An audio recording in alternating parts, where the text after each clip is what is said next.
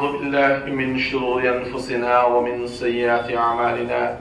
من يهده الله فلا مضل له ومن يضلله فلا هادي له ونشهد أن لا إله إلا الله وحده لا شريك له ونشهد أن سيدنا وسندنا ومولانا محمدا عبده ورسوله صلى الله عليه وعلى آله وأصحابه وبارك وسلم تسليما كثيرا أما بعد فأعوذ بالله من الشيطان الرجيم بسم الله الرحمن الرحيم وذروا ظاهر الإثم وباطنه صدق الله العظيم. محترم علماء کرام، میری مائیں اور بہنیں اور بیٹیاں، اللہ سبحانہ و تعالیٰ نے ہمیں دین کی نسبت سے یہاں اکٹھا کر دیا ہے اور دین ہی کے نام سے ہمارے اسفار بھی ہیں. دین کی برکت سے ہی ہم لوگ اس طریقے سے آپس میں مل جل رہے ہیں.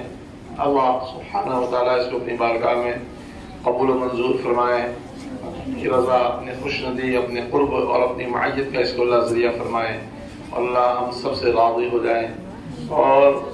ہماری ان ٹوٹی پھوٹی محنتوں کو، کاوشوں کو، کوششوں کو اللہ اپنی بارگاہ میں قبول فرما لے. میری بچیوں، زمانہ اس تیزی کے ساتھ اور اس شرارت کے ساتھ ہماری جڑوں کو کھوکھلا کرنے کے لیے اور ہمارے گھروں کو برباد کرنے کے لیے اور ہماری تہذیبی اور علمی اور اسلامی پہچان کو مٹانے کے لیے ایڑی چوٹی کے زور پر لگانے پر وہ اتر آیا ہے اور وہ اپنی پوری شرارے بلہبی کے لیے وہ دل و جان سے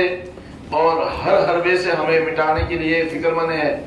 لیکن دوسری طرف اللہ سبحانہ و تعالیٰ کی بھی مشیت اور اللہ سبحانہ و تعالیٰ کی بھی ہدایت اور اللہ سبحانہ و تعالیٰ کی چاہت بھی یہی ہے کہ ہم سب دین اسلام پر مضبوطی کے ساتھ قائم رہیں، دائم رہیں، اس پر عمل پیرا رہیں اور دوسروں کو اس پر عمل پیرا ہونے کی تلقین کرنے والے بن جائیں. تو یہ سلسلہ زمانہ ابتدا سے قیامت تک چلے گا، لیکن اس میں ہمارا اپنا کردار کیا ہے وہ دیکھا جائے گا. زمانے میں، وقت میں یا زندگی میں جو بھی حالات بنتے ہیں وہ تو اپنی جگہ پہ بننے سے کوئی اس کو روکنے والا نہیں ہے، لیکن اس میں ہمارا اپنا کردار کیا ہے اس پر اللہ کی طرف سے فیصلے ہیں. ہم دین کے سپاہی بن کر اور دین کی تبلیغ و تعلیم کے لیے اپنے آپ کو آراستہ اور مزین کر کر، اپنے آپ کو پریپیئر کر کر، اپنے آپ کی ٹریننگ لے کر، دین علم سے آراستہ ہو کر ہم اس میدان میں، اس کام میں، اس فیلڈ میں ہم اپنی کوشش کریں گے. انشاءاللہ اللہ سبحانہ و تعالیٰ مشکور ہوں گے اور ہمیں اس کا بہترین سے بہترین اجر عطا فرمائیں گے.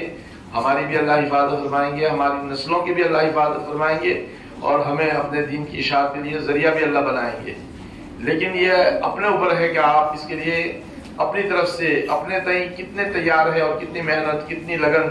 کتنے جوش و خروش اور کتنی ہمت کے ساتھ آپ اس میدان میں کام کر رہے ہیں. کام تو وہی ہوگا جو اللہ کو منظور ہوگا، لیکن ہم اپنے تئیں کتنے مخلص ہیں بس فیصلہ اسی پر ہوگا. اس لیے سب سے پہلے بات تو یہ ہے کہ آپ دین کے علم کے حاصل کرنے کے لیے جب مدرسے میں داخلہ آپ نے لے لیا ہے تب آپ کی یہ ذمہ داری ہے کہ آپ دل جمی کے ساتھ، بہت خوشی کے ساتھ اور بہت ہی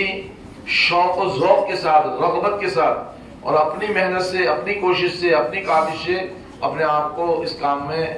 لگا لیں اور مکمل علم دین حاصل کر لیں.